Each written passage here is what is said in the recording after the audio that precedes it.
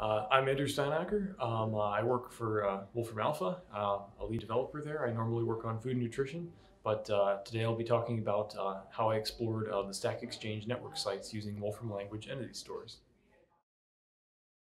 I'm Andrew Steinacher. I'm a lead developer at Wolfram Alpha. I mostly work on food and nutrition content, but today I'm going to be talking about a data science project that I've been working on for a while now.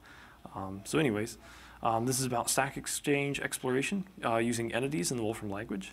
I have a big old wall of text here for my abstract, but that's probably really boring to read. So instead I'll just give you the outline. That's going to be a lot simpler and easier. I'll probably kind of cruise through some of this because there's a lot of content here, and I'd be more than happy to have conversations with people afterwards as well, to go over details and that sort of thing. But basically, for anyone who's not familiar, I'll very quickly try and explain the Stack Exchange network sites, kind of show some tools that are available to explore the data, as well as a tool that I made to be able to extract information out of them and analyze them. And then I'll show some analysis of specific Stack Exchange sites that I've looked at, and that sort of information hopefully will be a little more exciting than some of the other stuff. I guess as a first thing, how many people in here are familiar with Stack Exchange, the network sites? Great, a lot of people, great. So I don't need to spend a lot of time explaining it. For anyone who isn't though, there's a really great tour. I'll just leave the link here for you. But basically anyone not familiar, it's basically a question and answer site. People ask questions, people answer them, answers get accepted, people vote them up, it's pretty much what you would expect, and it's a pretty nice way to do things. So there's reputation points, badges, and editing, and so on. And there's a lot of sites that they have for lots of different types of knowledge. For example, probably one of the most famous ones is Stack Overflow for programmers. Mathematics is another really big one for mathematics, obviously. There's also a lot of other ones for, given that this is a Wolfram Technology Conference, there's a Mathematica Stack Exchange as well. Math Overflow for like research level math, physics, and some other maybe less academic things like pets and travel and that sort of stuff. In addition to meta sites that are used to maintain the communities that are there, how to answer questions and things like that, and deal with other moderation type problems. And so Stack Exchange themselves offers a way to explore their own data in a web browser where you can write SQL queries, and that's SEED, or the Stack Exchange Data Explorer. And this is a really great thing because then you can write SQL queries. Most people know SQL. You can look up things that way, but it does have a few disadvantages to it. The queries are kind of time limited. If you're like me and you don't know SQL that well, it's a little daunting to go, oh no, now I have to learn SQL and all these things. Much better in order to actually do stuff. And they're kind of time limited and that kind of stuff. And most of it is downloading tables. But you can do some interesting plots as well. Like this one's a really great one.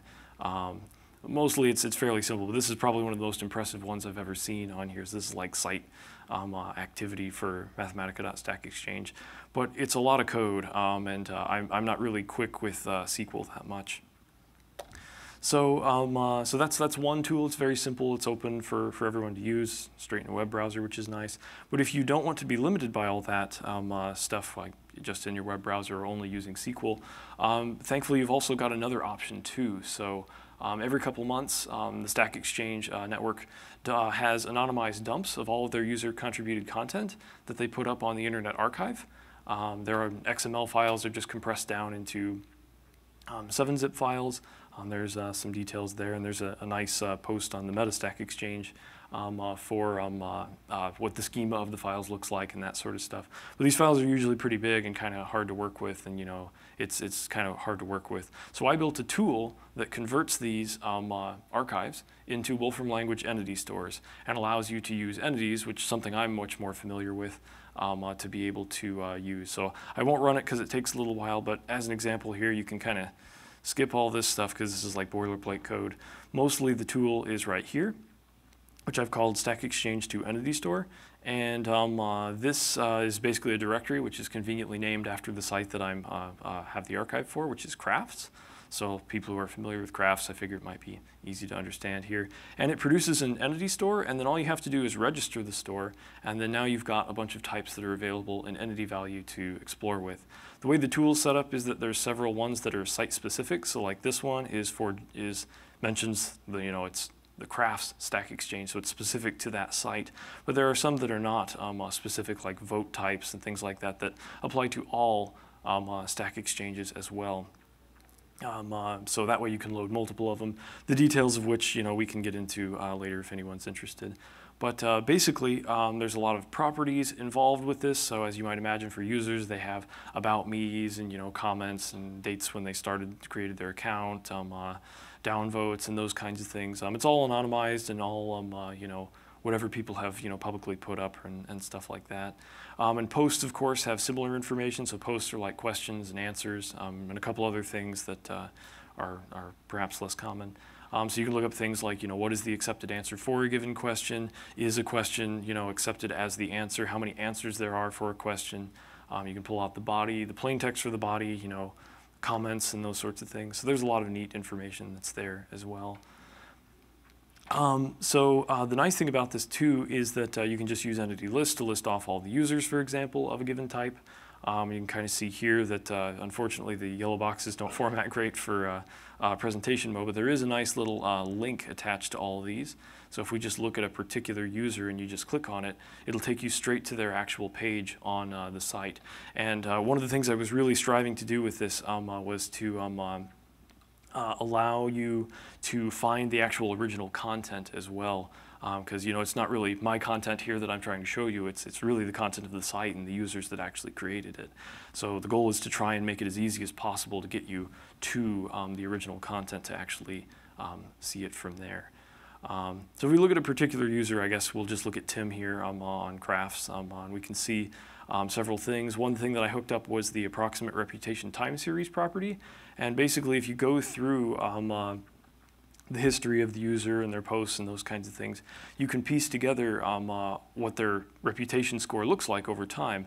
I made it approximate and called it approximate because there's some information like, multiple site bonuses and things like that that you can't really capture with just a single archive and stuff like that. And there's lots of subtleties that come with that. So it's decently close for the most part, some minor things here and there. But you can see things like badges and stuff like that. I've tried to make these. These also have links as well. I won't follow it, but you can also see some things like the color. Like this is a bronze badge. If you're familiar with the labeling, that one's a silver badge, for example. And posts also have some formatting that show, is it a question or an answer? Who is the user who made it? A short snippet to be able to see what it is. And these also have links too. So for example, if I click this one, it'll take you straight to the actual page where it is. And of course, there's other things like upvotes and things like that that are also available for users. Another property is comments, so you can actually find all the comments for a user, and again, these will jump straight to the content as well. I won't click any of these in the interest of time here, but you can kind of see where things go from there, and you can extract information from those. You can also do stuff with like implicit entities. So for example, now we can find posts that have that are tagged with the watercoloring tag.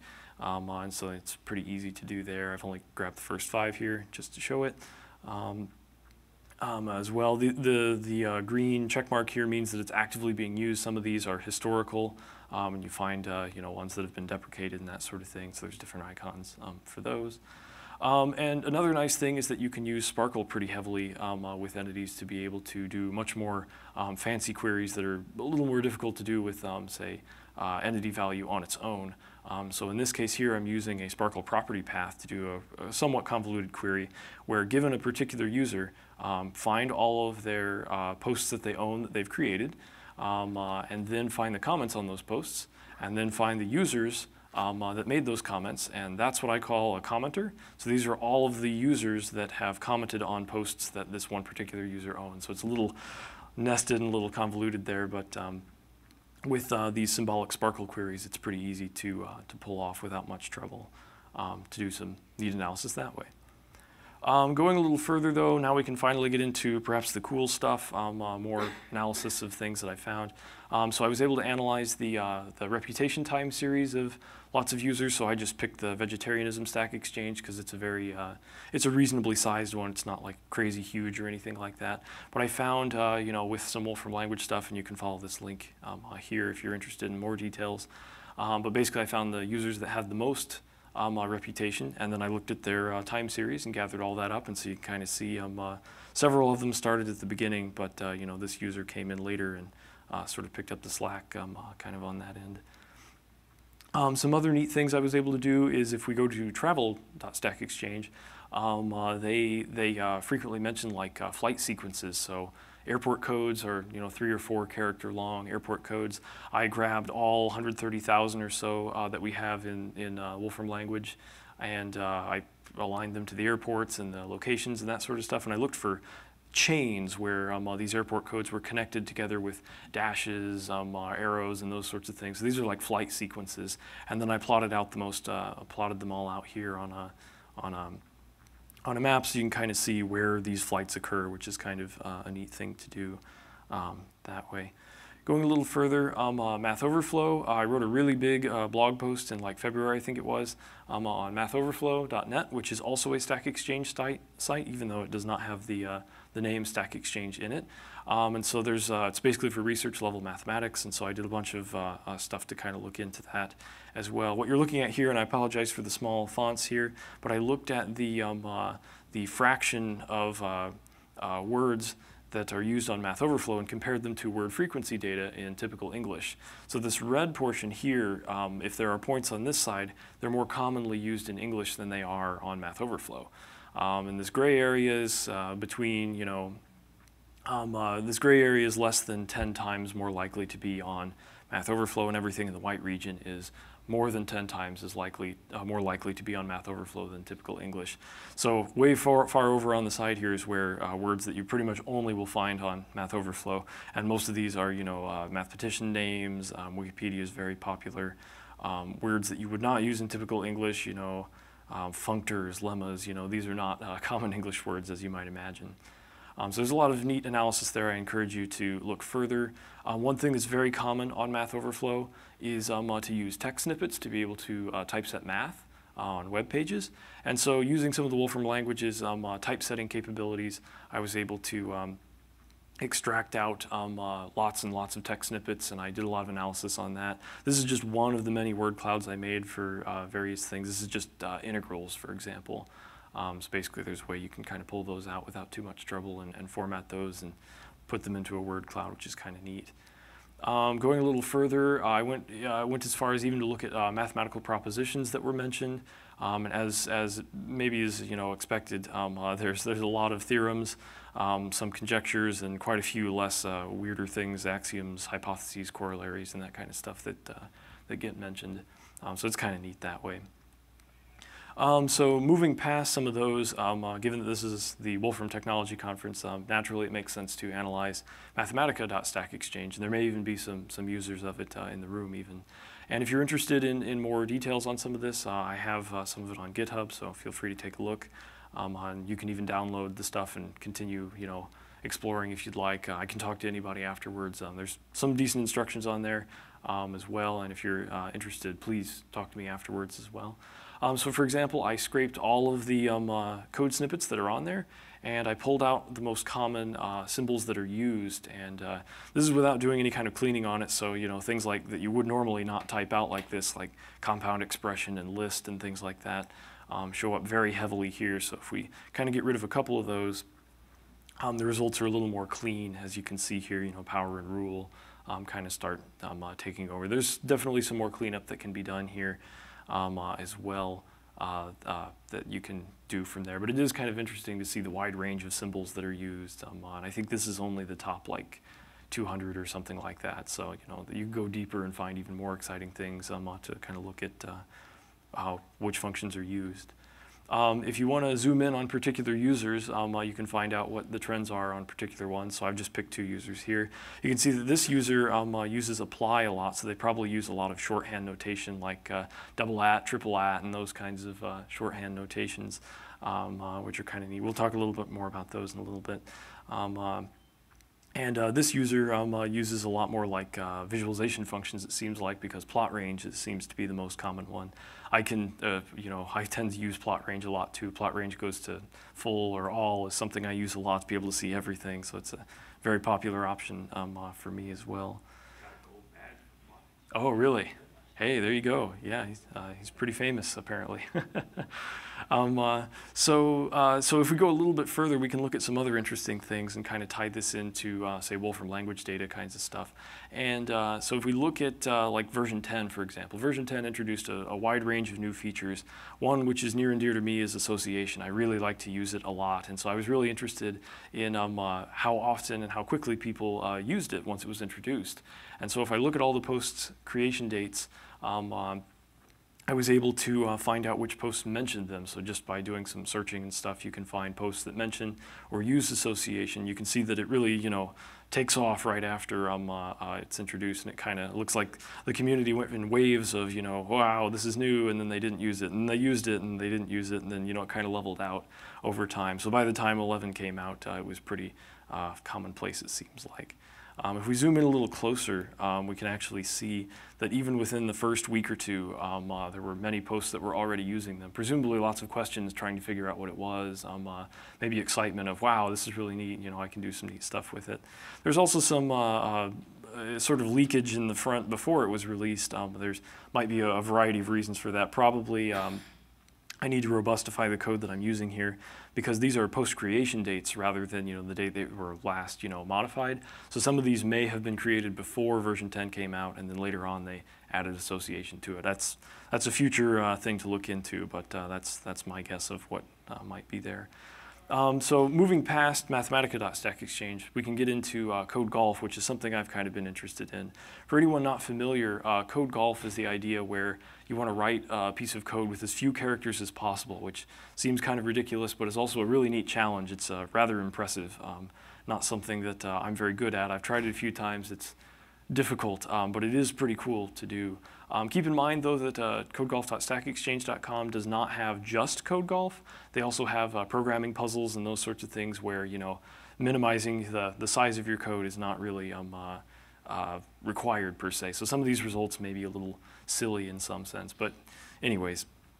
So I analyzed the submissions on the site, so basically all of the answers, and the vast majority of them follow the same pattern. They basically have a title that has the language, and then they mention the size, and then a little bit lower down they'll have a code block that has the actual code that's there. And there might be some other description, but almost always they follow that format. Something like, 80 some odd percent of them follow that. So from analyzing that stuff and extracting it all out with Wolfram language stuff, I was able to pick out what the most common languages were.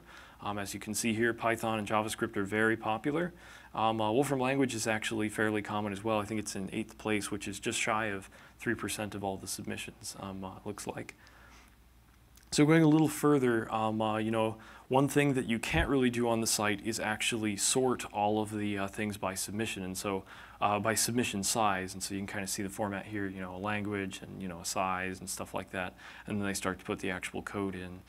In particular, let's look at this particular one where if you want to code a snowman, basically make some ASCII art, write the shortest program to do that, and they've got some specifications given a number. These are the kinds of hats and things that you can put on the snowman itself. So if we look at those and we just find posts who have that as a parent, we can pull out the metadata that I've scraped from all that stuff. And now we can sort them by submission size, which is kind of nice, and you can't really do on the site, but now we can do it here. And so a lot of these are like code golf specific languages and that I'm not really quite so familiar with, or even languages that you might expect to be able to read are still very unreadable because, well, it's code golf. That's kind of how it is. One of the nice things is that you can look at individual code snippets. So like if we look at this Python one, for example, we have the snippet there. We can go and actually run it directly in the notebook using external language cells. So like if I evaluate this here, and then I evaluate this, we can see, hey, there we actually got the snowman working. So it actually runs, and you can even change results so that it, you can see it run kind of on the fly, which is nice. So that's all nice to be able to tie into other stuff that way. And I won't really go into the code here too much, but you can find out which languages are used the most for given tags. So like, for example, primes and math are probably very common for Wolfram language, as you can see, probably because we have a lot of built-ins that kind of abstract away a lot of that work. Again, going back to Sparkle stuff, you can do some other neat things. So like, I was interested in how languages rank together. So with a simple thing here, I was able to gather all of the threads and the submissions that go with them. And so with a little bit of processing, handling ties and stuff like that, I was able to analyze some common languages. And you can see that although Python and JavaScript have quite a few more submissions, that's what this length column is, the best position they're in is still the same. And by median places, they're all 6th place most of the time. So that's pretty good. And their mean is not too far off from each other. So they kind of compare, Wolfram language definitely competes with a lot of these as far as code golf kind of stuff goes, it seems. Some other languages, not so much. There's many reasons for that. They're just not as well suited for writing short amounts of code, it seems. Of course, if we look at the smallest Wolfram language winners, there's some really heavy use of built-ins and infix forms and those kinds of things, which is nice. Probably one of my favorites is this one hash. And you may go, well, what is that going to do? Well, I think the post here for this one was to make a reverse quine. So it basically write some code that prints itself out, but in reverse. And as you can see, it very conveniently does that. It's a very clever thing. I thought that was kind of cool. Not unsurprisingly, you can see that the most common symbols are, at and square brackets and stuff. There's a lot more information that you can see on this published cloud notebook. There's submission dates and times of posts. I even built a classifier using the built-in classify function. So if you feed it some code golf snippet stuff, it'll tell you what language it is with surprisingly good accuracy. I was pretty impressed by that even. It's technically interesting, but not really that useful, I guess, in some sense, and some other things. But I'll let you guys explore that if you're interested. And at this point, I guess I'll stop, and I guess we have a couple minutes for questions, I think. Thanks.